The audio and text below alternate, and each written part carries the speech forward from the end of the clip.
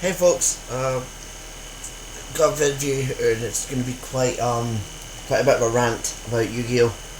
And the product base happening, and it's really stemming from this sentence here that I've highlighted here. By core special edition, it means the Clash of Rebellion special edition. A few days ago it was announced that there would be a Clash of Rebellion special edition, similar to how special editions used to get released a few years ago, where it would be like a box, like a 3-pack, but it would be a box with 3 booster packs and one of 2 different promos.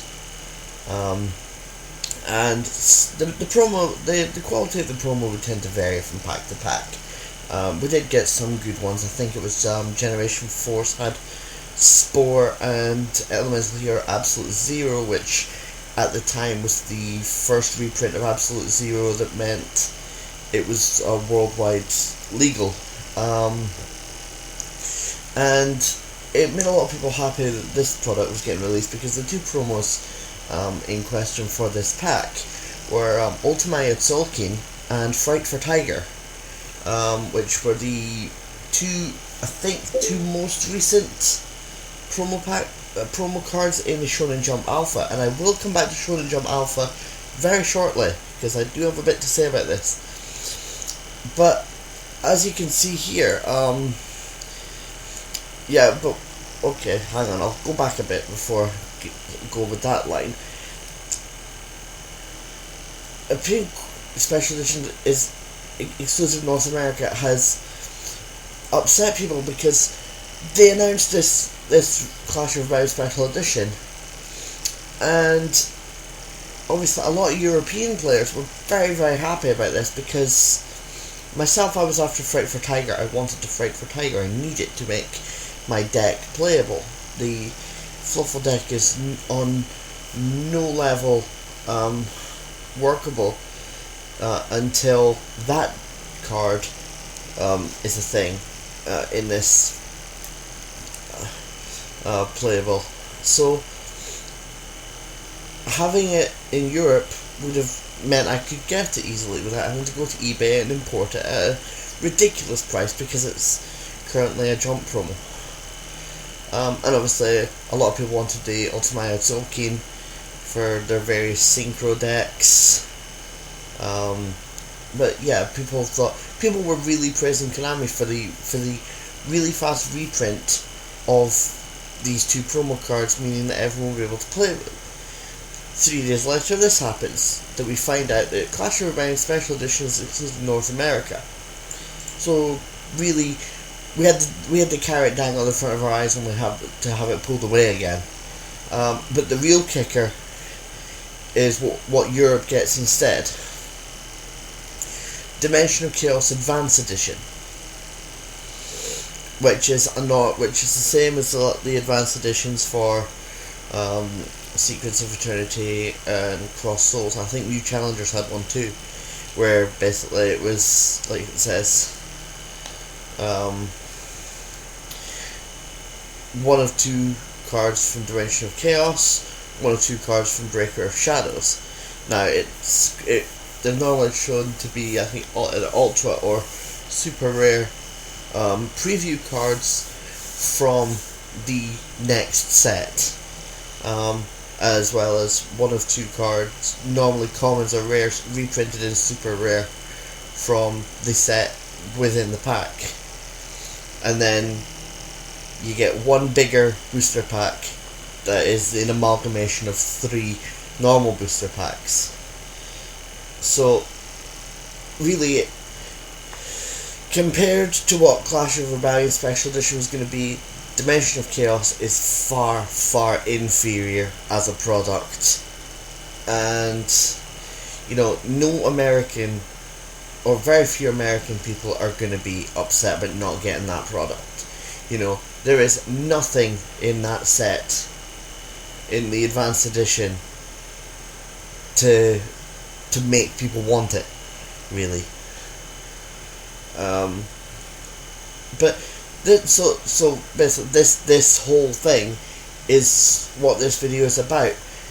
Konami needs to stop regionalizing their products within TCG. There is no reason for it anymore. At all, in fact. It's always happened. Even in the days of Game Boy Advance game cartridges, the European release would have a different set of promo cards to the US edition. And, usually the US edition would be better.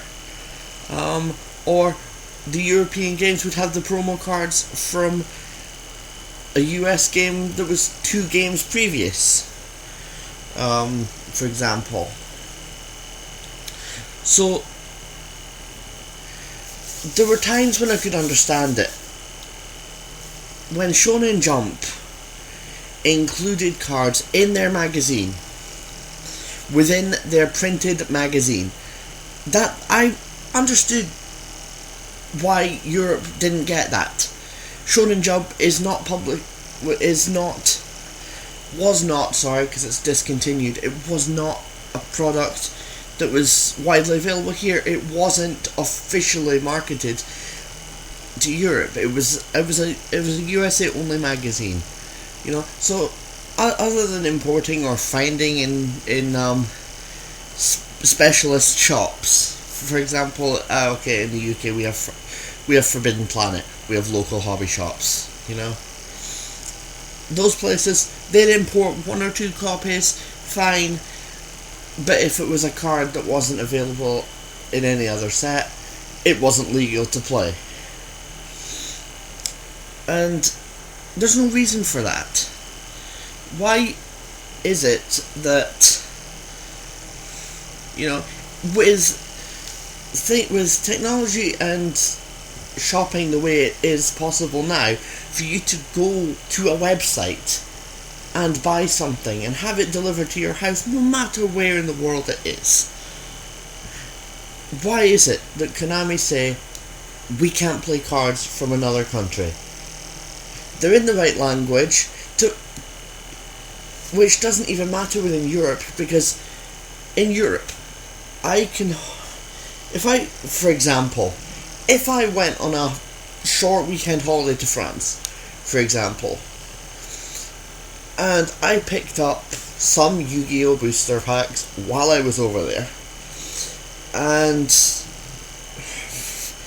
say I happened to pick up an ultimate rare version of Fright for Chimera or Fright for Bear in French from the New Challengers, from Cross Souls or New Challengers, depending on which card. I can still use that French card, or Italian, or German, or Spanish, or any card within the Europe region. Yet, I can't use an American card with an English language on it. What is that about? Why can't I use that card? There's no reason for it. And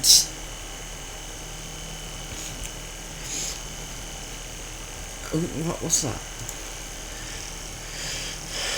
Yeah, I just disapproved of this for a long time, and even more so once Shonen Jump did make its switch to digital only media. If it's digital only on the internet where everyone in the world can go, you should not have any restriction on who can subscribe to that. Now, people might disagree with me on this, but if every part of your product is available purely on the internet, which everyone in the world can view, and why is it that the cards involved are only available to that very small part of the world? And I'm sorry, America, but of this planet's population, you're not actually that much of it. The population of the United States of America is just over 300 million people out of 6 billion.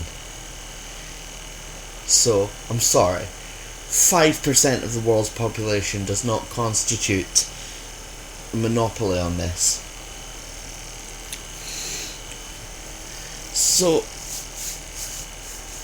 that's why, and the other problem I have with Shonen Jump subscription cards, being America only, is the staggering amount of time it takes for them to be reprinted in a region, in a product that's available in every region of the TCG.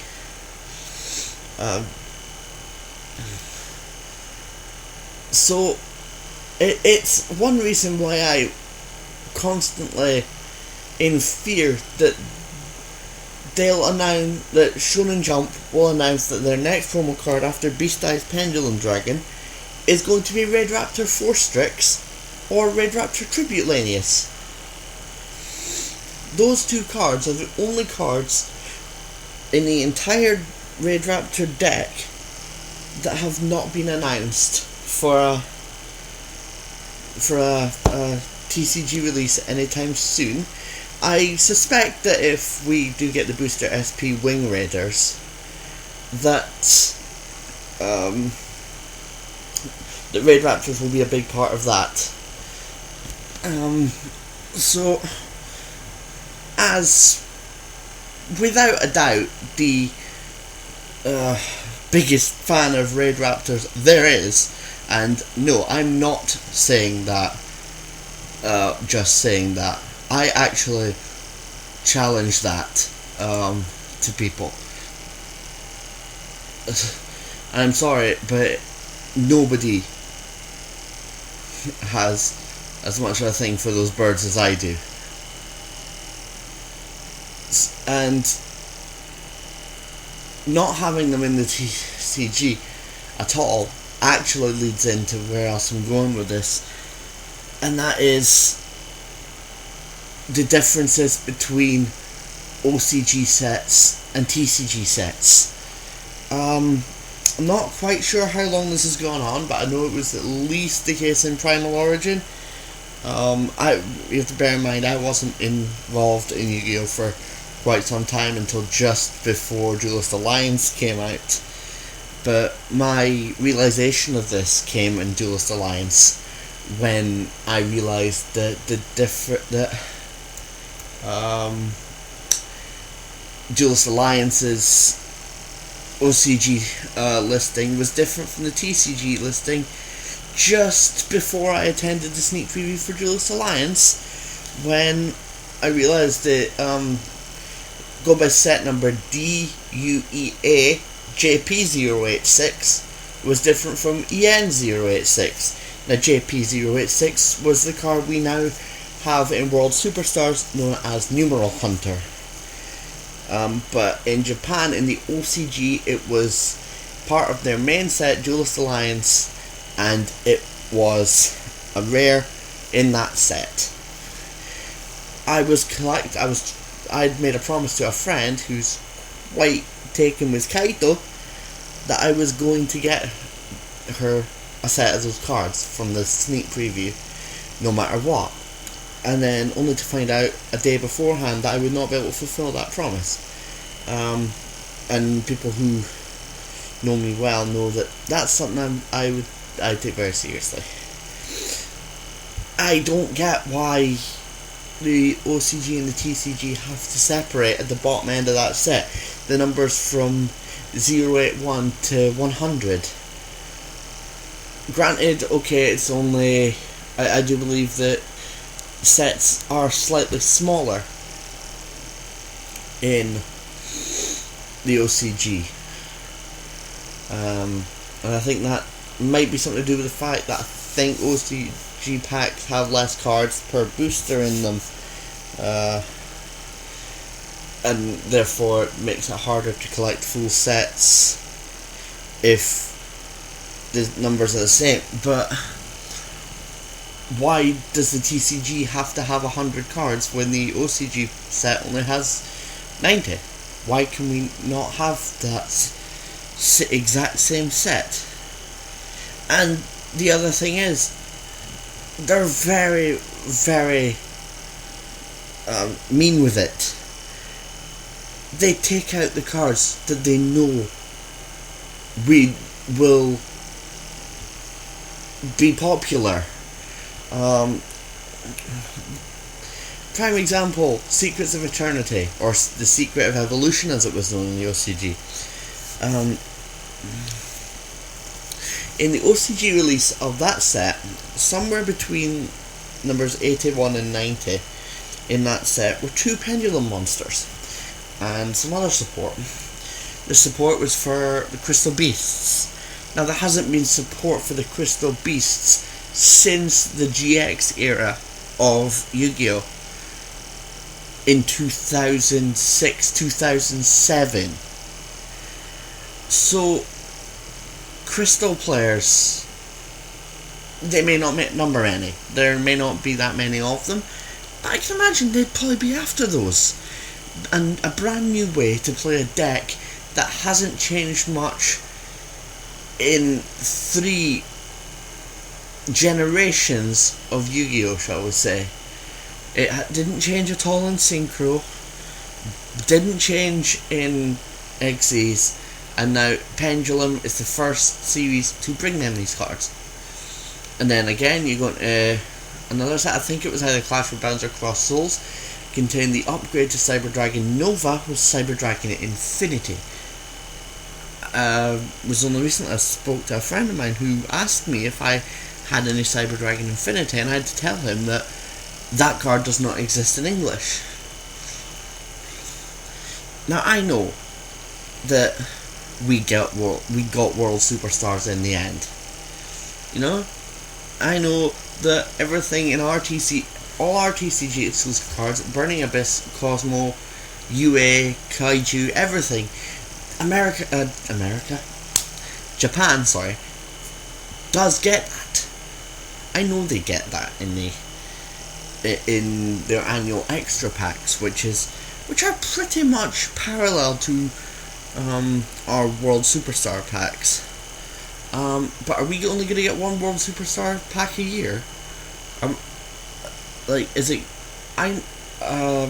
Superstars brought those OCG exclusive cards out in the World Superstars for up to new challengers. So Secrets of Eternity, Cross Souls, Clash of Rebellion, and probably Dimension of Chaos, maybe even Breakers of Shadow, will all be out before we probably get another World Superstars, if that's the route Konami intend to take. I don't mind much premium packs anymore, because we get premium gold for that. My problem is TCG and OCG sets, I believe, should be pretty much identical. And even if what they do is continue the booster packs in TCG up to 100, but don't change 81 to 90 with different cards. Give us the same cards that are numbers 81 to 90 in the OCG, but make 91 to 99, 91 to 100. Give us whatever you want. Catch us up. You know? But going back to what I just said, I don't mind about the premium packs. Premium packs are indeed different. Because they're standalone packs. And we get all those standalone packs eventually. I think Premium Gold 2, the selection of, was it Prismatic Gold Rare or Gold Secret Rare or something like that, was the most recent premium pack. But they're withholding the cards that we need. I haven't been able to build a proper deck yet in a year because the OCG hasn't sent cards to the TCG that I need for those decks. Raid Raptor deck does not work one bit without Raid Raptor Force Strix. It's a rank 4 Xyz monster that detach it one material, search your deck for a Raid Raptor. I think it's a Winged Beast monster, a Dark Winged Beast monster from your deck, and put it into your hand. And it gains 500 attack for each Winged Beast on the field. It's not an attacker card. It's a utility card for the deck. And then there's Raid Raptor Tribute Linnaeus, and this is another one I really do fear will be a jump promo, because it was a jump promo in the OCG Regions V-Jump magazine, I believe. Tribute Linnaeus is the strongest monster. It's the strongest main deck monster. It's level 4.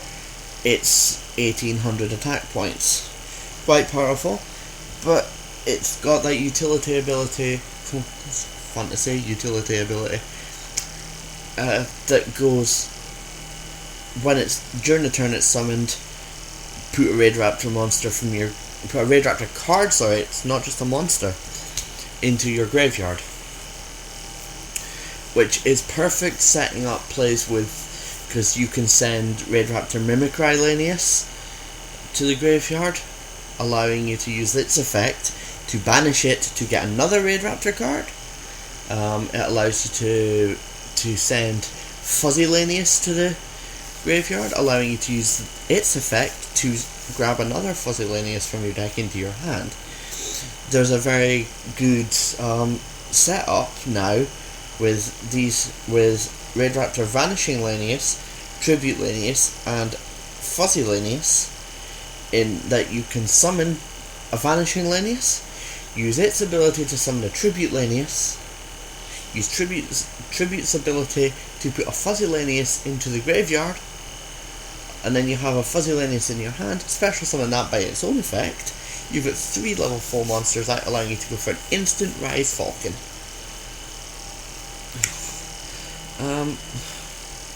Really, I don't know what else to say, but I really do believe that worldwide Yu-Gi-Oh! Should be the same game everywhere.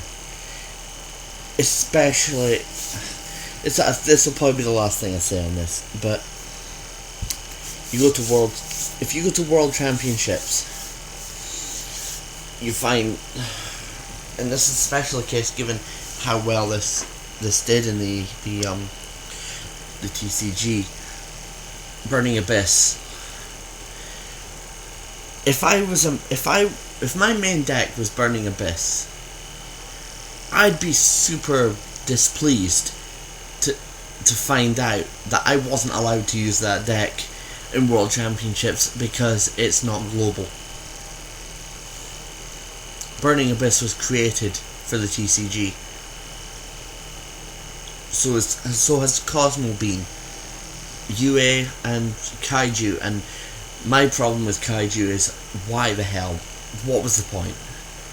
An archetype with 3 cards in it. You can't build a deck on that. So yeah, this is just my opinion, of course. And I know that what I'm saying is not going to make any change at all. But I think needless regionalisation of this game has to really end. Just everyone, put everyone on an even playing field, please. Yeah, it's only fair. Why should we have to suffer just because of where we live?